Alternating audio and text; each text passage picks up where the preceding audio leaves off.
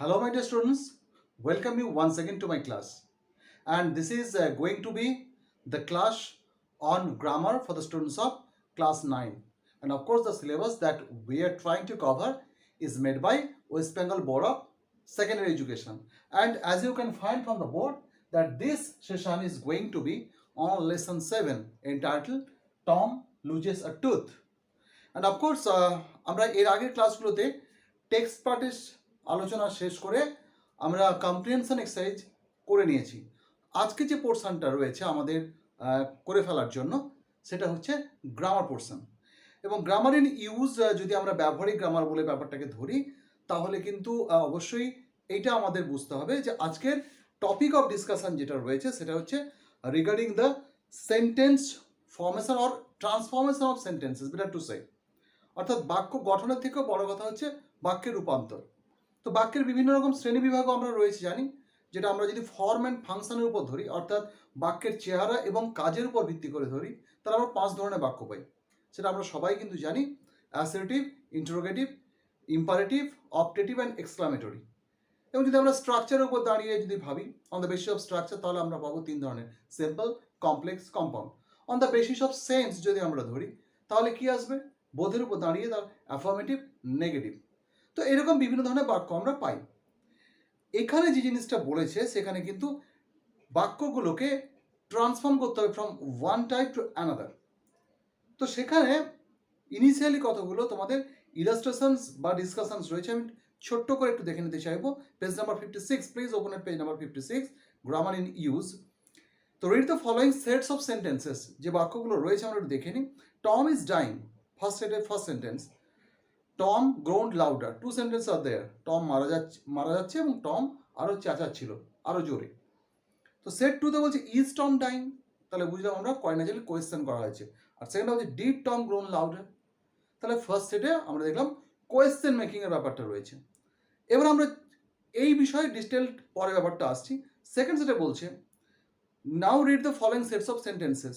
Set 3 যেটা বলছে Tom what a shock you gave me, Tom কি বিশাল শখ আমাকে দিয়েছিলিস। তারপরে বলছে Tom said please aunty don't fool it out, Tom বললো আন্টি এটাকে আর এ করো না, মানে টানাটানি করো না। সেট 4 বলছে Tom you gave me great shock, তাহলে আমরা দেখলাম এটা ছিল এক্সক্লামেটরি সেন্টেন্স, তাকে চেঞ্জ করা হলো সিম্পল অ্যাসার্টিভে। তারপরে বলছে যে Tom said please aunty don't pull it out, সেটাকে চেঞ্জ করেছে Tom requested his aunty not to pull it out. তো এটা আমরা দেখলাম যে একটু মোড অফ ন্যারেশনটাকে বদলে দেওয়া হলো। তো এইরকমভাবে আমরা দেখতে পাচ্ছি যে বিভিন্ন টাইপের চেঞ্জ রয়েছে। পরে যে চেঞ্জটা রয়েছে দেখেছি he wish that he was sick, okay. তো he wish that he was not well, অ্যাপারেন্টলিতে নেগেটিভ করা হলো। Tom you will not die, Tom you will remain alive. তাহলে আমরা 3টে সেটে দেখছি 3টে টাইপ। ফার্স্ট সেটে যে টাইপটা রয়েছে সেই টাইপটা নিয়ে আমার বেসিক্যালি কতগুলো কথা বলার রয়েছে, তারপরে আমি এক্সাম্পলগুলোতে যাবো পরের যেটা পেজে রয়েছে। আমরা কোয়েশ্চেন বা ইন্টারোগেটিভ সেন্টেন্স তৈরি করার বিষয়ে এর আগে আলোচনা করেছি, আমার অন্য ভিডিও রয়েছে, যারা দেখতে চাও ওটা দেখে নিও, how to make interrogative sentences. তো আজকে ডিটেল আলোচনার কোনো জায়গা নেই, সহজ করে ব্যাপারটা বলে নিই। আমরা কোয়েশ্চেন 2 ধরনের পাই। একটা হচ্ছে যেটাকে আমরা সিম্পল কোয়েশ্চেন বলি, যেটা ভার্ব দিয়ে শুরু হয়, অর্থাৎ ভার্ব বলতে অক্সিলারি ভার্ব দিয়ে। Do you like tea, okay, are you okay, will you go to the fair, সবগুলো দেখতে পাচ্ছি আমরা। এগুলো শুরু হচ্ছে ভার্ব, অক্সিলারি ভার্ব দিয়ে। এবং এই ধরনের বাক্যের বা এই ধরনের ইন্টারভিউ সেন্টেন্সের উত্তর হ্যাঁ অথবা নয় আসবে। তো এইগুলো আমরা বলি ক্লোজ কোয়েশ্চেন্স, বা অন্য ভাষায় আমরা বলি simple question. Close questions means limited যার আনসার রয়েছে। আর যেগুলো ডব্লিউএইচ কোয়েশ্চেন্স আমরা পাই সেগুলো ডব্লিউএইচ মানে who are you, where do you live, okay, why is she লাফিং। তো সবগুলোতে দেখতে পাচ্ছি ডব্লিউএইচ ওয়ার্ড শুরুতে আসছে। এগুলোকে আমরা বলি ওপেন কোয়েশ্চেন, কারণ এর উত্তর কোনো একটা পার্টিকুলার উত্তর আসতে পারে না, বিভিন্ন জনকে জিজ্ঞেস করলে বিভিন্ন উত্তর আসবে। তো সেই জায়গায় দাঁড়িয়ে আমরা ক্লোজ কোয়েশ্চেন, ওপেন কোয়েশ্চেন পেলাম, অথবা সিম্পল কোয়েশ্চেন, ডব্লিউএইচ কোয়েশ্চেন। তো এই যে বিষয়টা, এখানে একটা মধ্যে ব্যাপার রয়েছে, একদম রুটে একটা বিষয় রয়েছে। কোয়েশ্চেন ফ্রেম করতে গেলে আমাদের কর্তার আগে একটা অক্সিলারি ভার্ব প্লেস করতে হবে এবং কর্তার পরে মেন ভার্বটা বসবে। তো একটা এক্সাম্পল আমরা দেখলে ব্যাপারটা পরিষ্কার হয়ে যাবে। আমি যদি বলি হি ইজ স্মাইলিং, এটাতে আমরা করতে চাই কি হবে? Is he smiling. সিম্পল। আমি এখানে প্রশ্ন করতে চাই যে why is he smiling, mark, why is he smiling. এখানেও তাই, সাবজেক্টের আগে অক্সিলারি, তারপরে মেন ভার্ব, সাবজেক্টের আগে অক্সিলারি, মেন ভার্ব। তাহলে যে কোনো ধরনের প্রশ্নের বেসিক প্যাটার্নটা একই, অর্থাৎ সাবজেক্ট ভার্ব এগ্রিমেন্টের জায়গাটা একই, শুধু WH কোয়েশ্চেনের ক্ষেত্রে আমরা উত্তরের অংশটা বাইরে রাখি, আর নর্মাল কোয়েশ্চেনের ক্ষেত্রে উত্তরের অংশটা কিন্তু সেন্টেন্সের মধ্যে থাকে। ঠিক আছে? তো যাই হোক, আমাদের আলোচনার জায়গাটা এটা। আর নেগেটিভ সেন্টেন্সের ক্ষেত্রে আরও একটা সহজ রুল বলে দিই, সেটা হচ্ছে এই যে আমরা অক্সিলারির পরে একটা নট বসাবো। যদি অক্সিলারি না পাই, এখানেও যে কথা সেখানেও তাই কথা, এক্সট্রা অক্সিলারি আনতে হবে ডু হিসাবে। ডু ভার্বটাকে আনতে হবে, সেটা ডু হতে পারে, ডাজ হতে পারে, ডিড হতে পারে, হোয়াটএভার ফর্ম মেবি। তো মোটামুটি আমরা ইন্টারোগেটিভ সেন্টেন্সের স্ট্রাকচার এবং নেগেটিভের ক্ষেত্রে বললাম যে ইউজুয়ালি আমরা অক্সিলারির পরে একটা নট বসাবো। যদি অক্সিলারি না পাই তাহলে কি আনবো? Extra auxiliary. তাছাড়া নেভার, নান, এই সমস্ত শব্দগুলোর মধ্যে কিন্তু অলরেডি নট থাকে, তার প্রয়োগটা একটু অন্যরকম হয়। তো এই হচ্ছে বেসিক বিষয়। আর অন্যান্য সেন্টেন্সে যে চেঞ্জটা আসবে, সেই চেঞ্জটা কিন্তু পুরোপুরি সেন্স বা বোধের উপর দাঁড়িয়ে। তো আমরা এইখানে যে সেটগুলো রয়েছে সেটগুলোর মূল বিষয়টা আলোচনা করে নিলাম। এখানে 56 পেজে যে ব্লক লেটার্সগুলো বা একটু মোটা মোটা দাগে রয়েছে, একটু জাস্ট বোল্ড, ব্লক না বলে বলা ভালো, বোল্ড লেটার্সে রয়েছে, I am sorry. Assertive sentences are transformed into interrogative sentences by placing the auxiliary verb before the subject and the main verb immediately after the subject. একদম একই কথাটা যা বললাম আমি, যে আমরা যদি কোয়েশ্চেন তৈরি করতে চাই, কোয়েশ্চেন তৈরি করার মূল বিষয়টা হচ্ছে এটাই। Assertive sentences that do not have an auxiliary verb are transformed into interrogative sentences by providing an auxiliary verb according to the sense of the sentence. যেটা বললাম, auxiliary verb না থাকলে আমাকে এক্সট্রা auxiliary আনতে হবে। নিচেরটা বলছে exclamatory sentences are transformed into assertive sentences by decreasing the emotional content. অর্থাৎ আবেগের যে তীব্র উচ্ছ্বাসটা থাকে এক্সক্লামেটরি সেন্টেন্স বা ভাবোচ্ছ্বাস প্রকাশক বাক্যে, সেই উচ্ছ্বাসটাকে একটু কমিয়ে আনতে হয়। সেই কমানোর কায়দাটা পুরোপুরি পার্সোনাল পারসেপশন বা আইডিয়ার উপর ডিপেন্ড করে এবং শব্দচয়ন বা ওয়ার্ড চুজিংয়ের উপর ডিপেন্ড করে। তো সেটা আমরা এক্সাম্পলটা করলে বুঝতে পারবো। তো এবং পরে এটা বলছে যে emotional content of sentence and removing the exclamatory mark. Exclamation mark যেটা থাকে সেটা তো অবশ্যই উড়িয়ে দিতে হবে, নাহলে তো ওটা অ্যাসার্টিভ আসবে না, অ্যাসার্টিভ এসে ফুল স্টপ আসবে। অ্যান্ড কিপ দ্য সেন্টেন্স, এটা জাস্ট আমাদের আর কিছু এখানে খুব একটা বলার নেই। লাস্ট বলছে এখানে affirmative sentence are transform into negative sentences with certain modifications, যেগুলো আমরা নট লাগাই, নটের প্রয়োগটা বলে দিয়েছি। নেভার, ফেভার এগুলোকে আনলে কীভাবে আনবো সেটা পরে আসছি। তো মোটামুটি আমরা এক্সাম্পলে চলে যাব, কারণ এই যে কথাগুলো বলা রয়েছে যে নটের ব্যবহার, নো, নেভার, এগুলোর ব্যবহারটা আমরা করবো কি without affecting any change in meaning. এইটা ভাইটাল একটা বিষয়, এটা মাথায় রাখা আছে। কেন সেটা আমি পরে আসছি, যে মিনিংটা চেঞ্জ করা যাবে না। আমরা যখন নেগেটিভ করছি কখনো কখনো কিন্তু সিম্পল নেগেটিভও বানানো হয়, সেটা একটা বিষয়, সেটা পরে ঢুকছি আমি।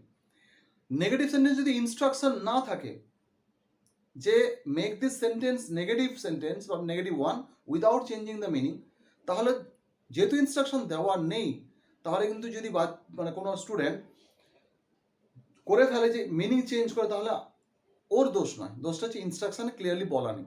একদম শেষে যে কথাগুলো বলা রয়েছে বোর্ড লেটার্সে, সেই কথাগুলো হচ্ছে এইরকম যে negative sentences are transformed into affirmative sentences with certain modifications by removing words as not, no, never, etc. without affecting any change in meaning. এই জায়গাটায় যে উইদাউট চেঞ্জিং ইন মিনিং, এটা কিন্তু মাথায় রাখা খুব জরুরি। আমি যে এক্সাম্পলগুলো রয়েছে সেই এক্সাম্পলগুলো করার আগে একটা ছোট্ট কথা বলে নিই। অ্যাফার্মেটিভ করতে গিয়ে, অ্যাফার্মেটিভ থেকে নেগেটিভ করতে গিয়ে যে সমস্ত এলিমেন্টসগুলো আমরা লাগাবো, যেভাবে লাগাবো, উল্টো পিঠে অর্থাৎ যখন নেগেটিভ থেকে অ্যাফার্মেটিভ করবো, ঠিক সেগুলোকে রিমুভ করবো রিভার্স অর্ডারে। এটা হচ্ছে মোদ্দা বিষয়। তো আমরা দেখে নিই প্রথমটা কি বলছে। Rafiq was running fast. First এক্সাম্পলটা নিয়ে আমার অনেকগুলো কথা বলার রয়েছে। বলছে রফিক দৌড়াচ্ছিল খুব দ্রুত। Change into N interrogative sentence. তাহলে ইন্টারোগেটিভ সেন্টেন্স বানাতে বলেছে, তাহলে ইন্টারোগেটিভ সেন্টেন্স অনেক রকমভাবে না হলে অন্তত দুটো টাইপ তো হবে। একটা ভার্ব দিয়ে শুরু হয়, অর্থাৎ যেটাকে আমরা বলছি ক্লোজ কোয়েশ্চেন্স, আর একটা হতে পারে ওপেন কোয়েশ্চেন ডব্লিউএইচ ওয়ার্ড দিয়ে। তাহলে আমি এখানে কি ভাববো, কোনো স্টুডেন্ট যদি এরকম লেখে রফিক ওয়াজ রানিং, তাহলে ওয়াজ রফিক রানিং, যদি এভাবে লেখে ওয়াজ রফিক রানিং ফার্স্ট, ঠিক লিখেছে, জাস্ট মার্ক ওয়াজ রফিক রানিং ফার্স্ট, কিচ্ছু ভুল লেখেনি। আবার কোনো স্টুডেন্ট যদি লেখে হু ওয়াজ রানিং ফাস্ট, কে জোরে দৌড়াচ্ছিল, তার উত্তর এখানে রয়েছে রফিক ওয়াজ রানিং ফাস্ট। আবার যদি কেউ লেখে how was Rafiq running, Rafiq কিভাবে দৌড়াচ্ছিল, সেটাও কারেক্ট। তাহলে এই যে কোয়েশ্চেনটার, এটা যখনই কোনো ডেফিনিট ইনস্ট্রাকশন নেই যে ডব্লিউএইচ ওয়ার্ড দিয়ে করো, তাহলে আমরা প্রথমে ধরেছি ফার্স্ট অপশনটাকে ভেবেছি, কি ভেবেছি, ওয়াজ রফিক রানিং ফাস্ট। এবারে কোনো স্টুডেন্ট যদি অ্যাডভান্স ভাবে, আমরা ভাবনাটাকে কিন্তু অ্যাকচুয়ালি ডিসকারেজ করবো না, তবে তাকে বুঝিয়ে বলবো যে যেহেতু এখানে ডব্লিউএইচ কোয়েশ্চেন তৈরি করতে বলেনি, so you should have gone for the first option. Okay, next, the boy would never forget the exciting incident. ছেলেটি কখনো এই উত্তেজনাপূর্ণ বা উত্তেজক ঘটনাটা ভুলবে না। Change into an affirmative sentence. তাহলে যদি এখানে অ্যাফার্মেটিভ সেন্টেন্স করতে হয়, তাহলে আমাদের সিম্পল করতে হতো কি, the boy would forget the exciting incident, নেভারটাকে আউট করে দিতাম। কিন্তু সেক্ষেত্রে হবে কি, অর্থটা বদলে যাবে। যে এখানে বলা হচ্ছিল ছেলেটা কখনো ভুলবে না, ওখানে অর্থ দাঁড়িয়ে গেল কি, ছেলেটা ভুলে যাবে। বলে স্যার তাই তো, কারণ উল্টো তো করতে বলা হয়েছে, অ্যাফার্মেটিভ করতে বলা হয়েছে। কিন্তু আমার যেটা মনে হয় এই জায়গাটাতে সবচেয়ে যেটা জরুরি সেটা মাথায় রাখা, যে এখানে উইদাউট চেঞ্জিং দ্য মিনিং। কোনো ছাত্র যদি সে লেখে যে the boy would forget the exciting incident, তাকে আমরা পুরোপুরি ভুল বলতে পারবো না, কিন্তু এক্সাক্ট আনসারটা হওয়া উচিত এইভাবে, যে the boy would always remember the exciting incident. The boy would always remember, সেটা সবসময় মনে রাখবে, কখনো ভুলবে না, মানে কি সবসময় মনে রাখবে দ্য এক্সাইটিং ইনসিডেন্ট। তাহলে এইটা হচ্ছে ব্যাপার। পরে যেটা আমরা আসছি, we had a wonderful time last evening. তো আমাদের দারুণ একটা সময় কেটেছিল, এটাকে বলছে change into an exclamatory sentence. তাহলে খুব ভালো কেটেছিল মানে কি, আমরা বলি কি দারুণ সময় না কেটেছিল। তো আমরা সেটাকে এভাবে লিখতে পারি যে what a wonderful time we had last evening. What a wonderful time we had last evening, শেষে বিশ্ববোধক চিহ্নটা দিতে হবে। কি দারুণ একটা উত্তেজনাপূর্ণ সময় কেটেছিল গত সন্ধ্যায়। তাহলে এটা আমাদের কোনো সমস্যা নেই, it's okay.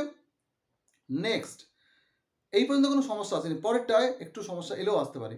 He loves to play football, change into an interview sentence. তাহলে আমরা কি লিখবো, does he love to play football, mark, does he love to play football, ভুল কিছু নেই। আবার যদি কেউ বলে যে what does he love to play, what does he love to play, সেও কিন্তু ঠিক বলছে, কারণ এখানে ইন্টারোগেটিভ সেন্টেন্স তৈরি করতে বলা হয়েছে। ব্যাপারটা ক্লোজ কোয়েশ্চেনও বলা হয়নি, ওপেন কোয়েশ্চেনও বলা হয়নি, ডাবল কোয়েশ্চেন কিচ্ছু বলা হয়নি। ফলে আমরা ফার্স্ট অপশানটায় যাচ্ছি ঠিকই, কিন্তু কেউ যদি সেকেন্ড অপশানটা পাবে, অথবা এখানে যদি বলে দিই যে who loves to play football, এই সেন্টেন্সের সাপেক্ষে, ওটাও কিন্তু ভুল নয়। তো এখানে ইনস্ট্রাকশনটা আরেকটু এলাবোরেট হলে ভালো হতো, এটা হচ্ছে আমার বলার মূল উদ্দেশ্য আর কি। তো রিনা ট্রাইড অল হার প্ল্যানস, রিনা তার সমস্ত প্ল্যান ট্রাই করে দেখে নিয়েছিল, চেঞ্জ ইন্টু নেগেটিভ সেন্টেন্স। তাহলে এটা কি হবে, Rina did not try all her plans. তাই যদি হয় তাহলে পুরো অর্থটা বদলে যাচ্ছে, Rina did not try all her plans লিখেছি, কিন্তু অ্যাকচুয়ালি এই বাক্যটা যদি without changing the meaning of the sentence করতে হয়, তাহলে এইটা করতে হবে, it is not that Rina did not try all her plans. It is not that, এটা এরকম নয় যে রিনা তার সমস্ত প্ল্যান চেষ্টা করে দেখেনি। তার মানে উত্তরটা কি দাঁড়ালো, সে তার সব প্ল্যান চেষ্টা করে দেখেছিল। তাহলে আমরা বাক্যটা একটু এক্সটেন্ড করতে হবে, শুধু ওইটুকু চেঞ্জ করলে হবে না, তার সঙ্গে একটা এক্সটেনশন বা অ্যাডিং করতে হবে। It is not that Rina did not try all our plans. তাহলে এই ব্যাপারটাকে আমরা এইভাবে হ্যান্ডেল করব। যদি আমি এখানে লিখেছি, কিন্তু অ্যাকচুয়াল আনসারটা হওয়া উচিত আমি যেটা ভার্বালি বললাম, ইট is not that Rina did not try all our plans. Last one, search the door Robin, change into an assertive sentence. তাহলে এটা বুঝতে পারছি এটা ইম্পারেটিভে রয়েছে। তাহলে আমরা লিখতে পারি যে Robin is told or ask, ask মানে এখানে জিজ্ঞাসা করা না, বলা। আস্ক শব্দটা আমরা বলা অর্থে অনেক সময় প্রয়োগ করি। Robin is told or asked to shut the door, রবিনকে বলা হলো দরজাটা বন্ধ করে দিতে। তো আমরা মোটামুটি সেন্টেন্স ট্রান্সফরমেশনের যে জিনিসগুলো বলা ছিল সেগুলো আমরা দেখে নিলাম। এরপর যেটা রয়েছে সেটা হচ্ছে ফ্রেজাল ভার্বস। ফ্রেজাল ভার্বস ব্যাপারটা কি না, আমরা ইউজুয়ালি যে সমস্ত ভার্বগুলো ব্যবহার করি মেন ভার্ব হিসাবে, তার কিছু ভার্বের সঙ্গে আমরা পার্টিকেল লাগাই। অনেকে ওটা প্রিপোজিশন বলে, কিন্তু ওটা অ্যাকচুয়াল টার্মটা হচ্ছে পার্টিকেল। প্রিপোজিশন দেখতে ওটা ঠিকই, যেমন যদি সাপোজ বলি পুট আপ উইথ, তাহলে পুট শব্দটা একটা মেন ভার্ব, তার সঙ্গে আপ এবং উইথ এই দুটো তো আমাদের পরিচিত যে জগৎ, সেখানে আমরা এদেরকে কি বলি? আপ উইথ, এগুলোকে প্রিপোজিশনই বলি। দেখতে প্রিপোজিশন, কিন্তু এখানে যেহেতু ভার্বের সঙ্গে ব্যবহৃত হচ্ছে, এদেরকে আমরা বলবো পার্টিকল। তো আমরা মেন ভার্বের সঙ্গে পার্টিকল লাগিয়ে ফ্রেজাল ভার্ব তৈরি করি। এবং মজার ব্যাপারটা হচ্ছে কোথায়, এই ফ্রেজাল ভার্বগুলোর কিন্তু অর্থ কখনোই মূল ভার্বের সঙ্গে ম্যাচ করে না, বা বেশিরভাগ ক্ষেত্রে একদমই ম্যাচ করে না। খুব অল্প ক্ষেত্রে হয়তো ছোটোখাটো একটু মিল থাকলেও থাকতে পারে। এবারে এইগুলোর সংখ্যা অনেক রয়েছে, 500 700 আরও বেশি রয়েছে। তো এগুলোকে হ্যান্ডেল করার একটা রাস্তা রয়েছে। সে রাস্তাটা সহজ করে বলে দিই, বিশেষ করে যারা মাধ্যমিক স্টুডেন্টস তাদের জন্য।